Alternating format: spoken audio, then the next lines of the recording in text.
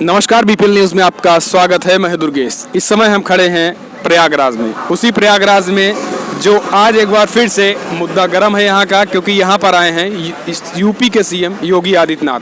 आज उनकी कैबिनेट की मीटिंग यहीं पर हुई है। कुछ जो उनके साथ रहने वाले राजनीतिक दल हैं यहाँ पे नहीं आए हैं, लेकिन यूपी की सियासत पूरी तरीके से गर्म है गठबंधन को लेकर, और पूरे देश में गठबंधन को लेकर यहाँ पे हावी है यूपी की सियासत। एक तरफ माया और अखिलेश हैं, गठबंधन है, दूसरी तरफ मोदी जी हैं। तो यूपी की जनता क्या सोचती है, प्रयागराज की जनता क्या सोचती है, इन सारे मुद्दों के लेकर जानने की कोशिश करते हैं किसका पलड़ा भारी है यहाँ की जनता के अकॉर्डिंग। जी भैया, आप बताइए, प्रयागराज में कुछ काम हुआ है? साथ ही 2019 में क्या देखते हैं, गठबंधन भारी पड़ेगा मोदी पर? काम तो बहुत हुआ है, लेकिन गठबंधन इस पर भारी पड़ेगा। मोदी जी पर भारी इसलिए पड़ेगा क्योंकि सपा और बसपा का जो मूल वोट है वो इतनी समय एक पार्टी को मिल रहा है। और भाजपा, देखिए, शासन सत्ता में रहने वाली पार्टियों का विरोध होता ही होता है। ठीक है, बिल्कुल। शासन सत्ता का विरोध हर पार्टी, जो पार्टी रही है मौके पर, चाहे इसके पहले सपा रही तो उसका विरोध हुआ, आज भाजपा उसका भी विरोध हो रहा है। और कहीं ना कहीं अगर विकास हो रहा है तो विनाश हो रहा है। तो इसकी वजह से प्लस पॉइंट सपा और बसपा के लिए यहाँ पे है। लेकिन जो समीकरण इन लोगों का बना हुआ है, अगर वो समीकरण पे अगर ठीक से पार्टियां काम कर गई तो भाजपा को भारी नुकसान होने वाला है। अच्छा, 2 दिन पहले मोदी जी ने ये गठबंधन पर ही एक टिप्पणी की थी। उन्होंने कहा कि जातीय समीकरण से ये लोग जीतना चाहते हैं। क्या ये सच्चाई, या फिर सपा बसपा विकास के मुद्दे, या फिर केवल जातीय समीकरण है? ये 100% सही बात है। ये इतिहास गवाह है, जब से सपा रही है, जब से बसपा रही है, जातीय समीकरण के बेस पर ये हमेशा चुनाव लड़ी है। और आगे भी ये लोग जातीय समीकरण को ही मुद्दा बनाकर ये लोग चुनाव लड़ेंगे। अच्छा। विकास मुद्दा नहीं होगा? विकास कुछ नहीं मुद्दा है। इसके पहले बसपा गवर्नमेंट थी, सपा के पहले, तब भी उनका विकास का जो एजेंडा था, कुछ स्थान पर बसपा गवर्नमेंट बहुत अच्छी थी, लेकिन अगर देखा जाए तो केवल जाति, मतलब विशेष जाति के लोगों का बसपा से फायदा हुआ, और विशेष जाति के लोगों का सपा से ज्यादा फायदा हुआ है। अच्छा, अब सपा बसपा ये भी एलिगेशन लगा रही कि विशेष जाति के लोगों को ही बीजेपी में फायदा हो रहा है, ऐसा है क्या? नहीं, ऐसा जो ऐसा कहता है मैं उससे बात करने के लिए तैयार हूँ। आप हमको बताइए एक विशेष व्यक्ति के, मतलब विशेष जाति के लोगों का बता दीजिए कि जहाँ पे भाजपा ने फायदा दिया हो। सपा में सीधे सीधे मुस्लिमों को बढ़ावा मिला, यादवों को बढ़ावा मिला। बसपा में सीधे सीधे शेड्यूल कास्ट में खासतौर पर चमारों को बढ़ावा मिला। पासी बिरादरी भी वहाँ पे पीछे रहेगी। लेकिन भाजपा में आप किसी एक ऐसे लोगों का बताइए जिसे विशेष जाति के लोगों को फायदा मिला हो। सबका साथ सबका विकास हुआ भी। सबका साथ सबका विकास। हम कह रहे हैं रोड बन रहे, इस पे क्या मुस्लिम नहीं चलेगा, ईसाई नहीं चलेगा, पारसी नहीं चलेगा, पासी नहीं चलेगा, हिंदू में कोई बिरादरी नहीं चलेगा? हमको बताइए आप। रोड बन रही है, पुल बन रहा है, लोग कहते हैं कि रोड बन रही है टैक्स लेंगे। हम कहें टैक्स क्यों ना दें आप? बिल्कुल, टैक्स तो हर गवर्नमेंट देना चाहिए। हम कहें क्यों ना दें टैक्स? लेकिन युवा कह रहा है यार रोजगार नहीं है भाई। रोजगार ऐसे नहीं, रोजगार बेरोजगारी बढ़ती कहाँ से है? हम आपको एक मिनट में बताएंगे बेरोजगारी बढ़ाता कौन है। जहाँ पे ज्यादा शिक्षा वहीं सबसे ज्यादा बेरोजगारी। लेकिन यहाँ पे शिक्षा बढ़ी कैसे? सपा की गवर्नमेंट आई, उसके पहले बसपा गवर्नमेंट थी। हाई स्कूल में कोई फेल नहीं होगा, बसपा ने लगाया। बची खुची सपा में समाजवादी पार्टी के जो नेता थे उन्होंने मतलब फेल करना बंद कर दिया, नकल होने लगी। इससे क्या हुआ? इंटर की डिग्री, बीए की डिग्री लेकर आप घूम रहे हैं, और डिग्री आपके पास है तो आप अपने आप को बेरोजगारित कहोगे? अगर आपके पास डिग्री नहीं है तो आप ट्रक चलाओगे, आप पान की दुकान खोलोगे, चाय की टपरी लगाओ, तो अपने आप को बेरोजगार नहीं कहोगे। मैं भी ग्रेजुएशन होल्डर हूँ, मेरे पास नौकरी नहीं, लेकिन मैं अपने आप को बेरोजगार नहीं मानता। अगर मेरी औकात होती तो मैं पढ़कर परीक्षा देकर नौकरी ले लेता। अच्छा। यानी जो ज्यादा शिक्षित हैं वो पढ़ के नौकरी ले रहे हैं, बाकी सीधी सी बात है। बाकी ये डिग्री धारक हैं जो डिग्री धारक, मैं कह रहा हूँ सन 2000 के बाद से 2010-11 के बीच में आप लेकर उन लोगों का इंटरव्यू ले लीजिए, उनकी परीक्षा फिर से करवा लीजिए, समझ में आ जाएगा। खासतौर पर यूपी में उत्तर प्रदेश स्कूल की फैक्ट्री का। तो 2019 में क्या देखते हैं फिर? गठबंधन नहीं, गठबंधन ओवरऑल देखा जाए यूपी से, ओवरऑल अगर नहीं तो और कहीं नहीं सफल होगा। यूपी में अगर बसपा सपा ये दोनों अगर ठीक तरीके से, जैसे मतलब जो इनका एजेंडा तो कुछ नहीं है, केवल इनको मोदी को हटाना है। अगर मोदी को हटाने पर अगर इनका जो जाति समीकरण अगर ठीक ठाक बैठ गया तो भाजपा को नुकसान होने वाला है। अच्छा। यानी मोदी जी का विकास फेल नहीं कर सकता, नहीं, जातीय समीकरण को तोड़ नहीं सकता। नहीं, कुछ भी हो, ये देश है अपना, ऐसा देश है कि जातियों में लोग बंधे हुए हैं, बटे हुए हैं, और इसको बांटने का काम पिछले 70 सालों से हुआ है। आज जातियां बढ़ गई ना भाई। नहीं, कौन सी बिरादरी बताइए देश को आजाद करने में अपना हाथ नहीं था? किस जाति का नहीं था बताइए हमको। अच्छा, आप क्या देखते हैं भैया? 2019 में गठबंधन भारी पड़ेगा। साथ ही आज योगी जी भी आए थे प्रयागराज में, क्या देखते हैं आप, बदलाव या फिर? मेरा ऐसा मानना है कि ये विकास की ही देन है कि सारे लोग आज गठबंधन में आ रहे हैं। और मेरा ऐसा मानना है कि इस सरकार ने ज़बरदस्त विकास किया उत्तर प्रदेश में। एक रिकॉर्ड विकास की तरफ हम चल रहे हैं, और हार जीत तो लगी रहेगी। आज गठबंधन है, हो सकता है कि लोग उस जैसे इन्होंने मेरे भाई ने बोला कि लोगों ने कुछ लिमिटेड लोगों का विकास किया, लेकिन इस गवर्नमेंट में कोई एलिगेशन नहीं लगा सकता कि हमारा विकास नहीं हुआ। रोड बन रहे हैं, पुल बन रहे हैं, आप शुरुआत करिए। जी जी। सपोज मान लीजिए कि हम किसको चुनते हैं, मुख्यमंत्री को चुना यूपी से, प्रधानमंत्री को चुना हमने प्रदेश मतलब देश में, ठीक है, हम उसके ऊपर क्यों उसका विरोध करें यार। ये दोनों नेता को हमारे देख लो, इनके ऊपर एक पैसे का करप्शन नहीं है, इनके ऊपर इनका परिवार कोई वंशवाद नहीं है इनके बीच में, हम क्यों इनका विरोध करें। ये अगर कुछ कर रहे हैं तो किसके लिए कर रहे हैं।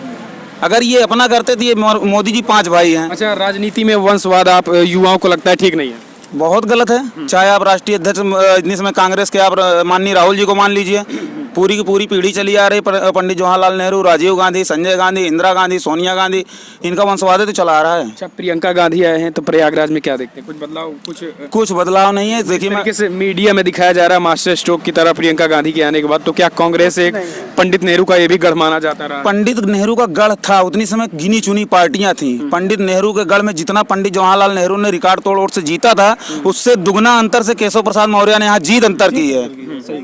तो पंडित जी का गढ़ गया अब। और वही पंडित जो इनको सपोर्ट करते थे, वही पंडित नहीं, यहाँ के जो लोग चाहते हैं कि विकास हो और आगे विकास होगा, वो मोदी जी को सपोर्ट करेंगे। और सुनिए, 5 साल में कुछ नहीं होता है। 70 साल में अगर अभी आप पैदा हुए हैं तो 10 साल अगर आपको काखा गाघा अंगा पढ़ाएगा तो आप काखा गाघा अंगा बोलोगे, अगर आपको ABCD पढ़ाएगी तो आप ABCD बोलोगे। 70 साल से हमको जो पढ़ाया गया 5 साल में नहीं भूल जाओगे। और ठीक है, उसको मिटाने के लिए 5-10 साल का समय अगली गवर्नमेंट को देना पड़ेगा। बिल्कुल बिल्कुल। आपको लगता है कि गठबंधन जिस तरीके से हुआ है, क्या देखते हैं आप? नहीं, गठबंधन जो भी हुआ है अपना वो राजनीतिक मुद्दा है, लेकिन ये मैं कहूँगा कि अगर विकास की बात की जाए तो विकास, भाई साहब ने सही बात कहा कि हमारे देश को आज़ाद हुए जो है काफ़ी साल हो गए हैं। अब विकास जो है वो धीरे धीरे कुछ हो सकता है, एकाएक विकास नहीं हो सकता है। और बात रह गई योगी जी और मोदी जी को, तो इनको हम कुछ भी नहीं कहना चाहेंगे, क्योंकि ये बहुत ही अच्छे लीडरशिप हैं, इनके अंदर एक बेहतरीन लीडरशिप क्वालिटी है। नहीं, क्या आपको लगता है बसपा गठबंधन आएगा मान लीजिए या कांग्रेस आएगी तो वो विकास नहीं कर पाएगी? नहीं, पार्टियां हैं तो विकास तो करेंगी ही, मैं ये नहीं कहूँगा कि थोड़ा बहुत विकास तो हर तरीके से हो रहा है, लेकिन अगर देखा जाए विकास के मामले में तो हमारे यहाँ ये जो रोड बन रही है, पहले लोगों को बड़ी प्रॉब्लम होती थी आने जाने में, ठीक है, यहाँ पे जो विकास हुआ है वो एक प्रकार से ऐतिहासिक विकास हुआ है। हाँ सर, एक ऐतिहासिक विकास हुआ है। क्या था कि पहले जब ये रोड था कि काफी एक्सीडेंट या लोगों को जाम में फंसना। विकास हुआ है तो फिर गठबंधन पर कैसे भारी पड़ेगा? गठबंधन कैसे मोदी पर भारी पड़ेगा? गठबंधन इसलिए सर भारी पड़ेगा क्योंकि युवाओं की जो सोच है, हमारे युवाओं की सोच, उनके युवाओं की दृष्टि से ये जो काम हो रहा है थोड़ा सा उनको ये काम अच्छा नहीं लग रहा है। युवाओं को ऐसा क्यों भैया, ऐसा क्यों लग रहा है युवाओं को? एक मिनट सर, मैं बोलना चाहूँगा, मैं ये कहना चाहूँगा कि सर उनको लगता है कि जो भी वैकेंसियाँ आती हैं हमारे यहाँ, चूँकि सबसे ज़्यादा ज़रूरी है हमें रोजगार की, रोटी कपड़ा मकान की। जी सर, ठीक है, सबसे ज़्यादा ज़रूरी चीज़ है हमें, इस चीज़ के लिए ज़रूरी है कि यहाँ पे वो करवा दें, वो करवा दें। युवाओं को ये नहीं लगता है कि ये हर जगह मतलब एक अच्छा चीज़ें बनवा दिया जाए। युवाओं का जो हमारी लोगों की सोच है वो क्या है कि हम लोगों को एक रोजगार मिले, ठीक है, रोजगार मिले। वैकेंसियाँ तो हो रही हैं, अभी UPP भी निकला, UP टेट। हाँ सर, हो रही हैं सारी चीज़ें, लेकिन बट क्या है कि वैकेंसियाँ आज फाइनल नहीं हो पा रही हैं। अच्छा। इस चीज़ के लिए युवाओं को ये दिक्कत है सर। अभी कल मैं आगरा से सर आया था, आगरा में मैं पेपर देने गया था। पिछला जो पेपर हुआ सर वो सेकेंड मीटिंग वाला, वो सर निरस्त हो गया था। मेरी सिस्टर का पेपर था मुगल सराय में, तो मुगल सराय में सर मेरे सिस्टर का पेपर था, वो निरस्त हुआ। उसके बाद वो पेपर पुनः जो है भेजे आगरा फोल्ड सर में गया, तो वहाँ पर भी देखा क्या है कि वहाँ पर काफ़ी लोगों ने ये बोला कि ये पेपर जो है वो व्हाट्सएप पे आ गया है। कुछ लोगों ने बोला कि ये पेपर रद्द होने का चांसेस बन रहा है। तो सर इस सरकार में सरकार तो ठीक है, मैं ये नहीं कहूँगा सरकार गड़बड़ है, विकास करे। शिक्षा विभाग ठीक से जो सिक्योरिटी ठीक से नहीं मेंटेन नहीं कर पा रहा, लीक हो जा रहा है। 1 मिनट सर, शिक्षा विभाग जो है मतलब बेहतरीन तरीके से नहीं हो पा रहा है, हर जगह पेपर लीक हो रहे हैं। और जो भी वैकेंसियाँ हमारे स्टेट में निकल रही हैं, चूँकि सर उस पर स्टे लग रहा है। मैं केंद्र की बात नहीं करूंगा, स्टेट की मैं बात कर रहा हूँ। स्टेट में जो भी वैकेंसियाँ निकल रही हैं वो पूरी तरीके से फाइनल नहीं हो पा रही हैं। इसलिए जो गठबंधन हो रहा है सर, सपा और बसपा का, ये दोनों गठबंधन उन युवाओं के लिए बहुत ही अच्छा है। युवा निराश है इसलिए गठबंधन को फायदा होगा। जी जी जी, युवा निराश है इसलिए गठबंधन का फायदा होगा। भाई साहब तो कह रहे हैं जातीय समीकरण है इसलिए फायदा होगा। नहीं, जाति समीकरण को मैं नहीं बताऊंगा सर, जाति समीकरण तो अपने जगह है और जाति समीकरण को इसमें मैं नहीं कहूंगा, बस युवाओं के सोच को, युवाओं की नाराजगी है। जी आप रही है कि थोड़ा वैकेंसीज में प्रॉब्लम चल रही है, लेकिन इसको बोया किसने? ठीक है। और रही बात विकास की, अभी आपने एक शब्द पूछा था कि क्या इसकी पिछली गवर्नमेंट ने विकास नहीं किया, मैं बताता हूँ। इसके पहले हमेशा कांग्रेस गवर्नमेंट थी, बिजली आई, ट्रेन चली, फोन आया, कौन लेकर आया? कांग्रेस गवर्नमेंट लेकर आई। ये नहीं कहता कि उन्होंने विकास नहीं किया है, लेकिन जो चीज़ 70 नहीं 20 सालों में आनी चाहिए वही 70 साल में आई। ठीक है। भारत देश आज़ाद हुआ 1947 में, और 62-63 के बीच में जो है वहाँ पे दूसरे विश्व युद्ध में नागासाकी, जापान, हिरोशिमा खत्म हो चुका था। आज जापान की टेक्नोलॉजी देख लीजिए, जापान का विकास देख लीजिए, देखेंगे। वही गवर्नमेंट अगर उस तरीके से कांग्रेस यहाँ चली होती तो भाजपा की जरूरत ही नहीं थी, अदर गवर्नमेंट की जरूरत नहीं थी, अदर गवर्नमेंट की जरूरत नहीं थी। ठीक है। जो आज ये भाई साहब बता रहे हैं कि करप्शन है, शिक्षा विभाग में करप्शन, इसको बोया किसने? हमको इतना जवाब दीजिए। इसकी पिछली गवर्नमेंट, योगी सरकार ने क्या, योगी सरकार आते वक्त उन्होंने कहा कि करप्शन खत्म हो जाएंगे, वही तुरंत खत्म हो जाएगा भैया, कभी नहीं खत्म हो सकता, तुरंत कभी नहीं खत्म हो सकता है। अब सुनिए मेरी बात, आप कह रहे हैं करप्शन है, वैकेंसीज लीक हो रही हैं, हम कह रहे हैं सबसे ज्यादा वैकेंसीज लीक कहाँ पे हो रही हैं? यूपी और बिहार में। इसको बोया किसने? इसके पहले सारी वैकेंसीज सभी जानते हैं, ओपन नहीं बोल सकते हैं। सुनिए, हम लोग आम नागरिक इसलिए बोल देते हैं, कोई अधिकारी इसका लिखित नहीं दे पाएगा। इसकी पिछली वाली गवर्नमेंट में क्या कौन नहीं जानता कि शिवपाल जी जो इनके पहले मंत्री थे, उनके विभाग में कौन सी वैकेंसी नहीं बिकी? SSC नहीं बिकी, कि पुलिस विभाग की नौकरी नहीं, भी करप्शन हुआ था। क्यों नहीं हुआ? इसलिए तो सरकार चली गई, सरकार इसीलिए मैं बता रहा हूँ। तो सुनिए, तो शासन में क्या उनको बर्खास्त कर दिया गया? केवल उनकी गवर्नमेंट गई, शासन गया, प्रशासन तो नहीं गया ना।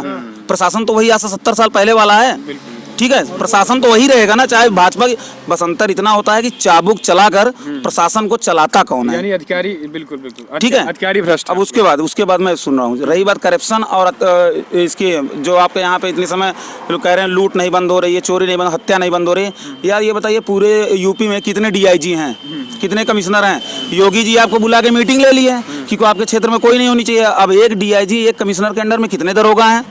ठीक है। थाने के अंतर्गत अगर लूट हो गई, थाने के अंतर्गत हत्या हो गई, तो इसका जिम्मेदार योगी है क्या?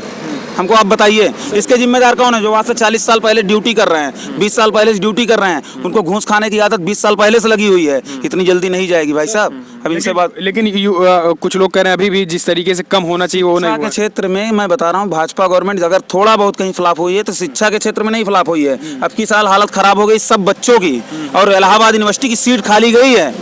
ठीक है, रुकिए, मैं बता रहा हूँ यार। और रही बात वैकेंसीज की, मैं वही आपसे बता रहा हूँ ना कि वहाँ से टाइट है। अगर शासन टाइट करता है तो प्रशासन गलती कर रहा है ना, तो इसको भी इतनी जल्दी नहीं खत्म।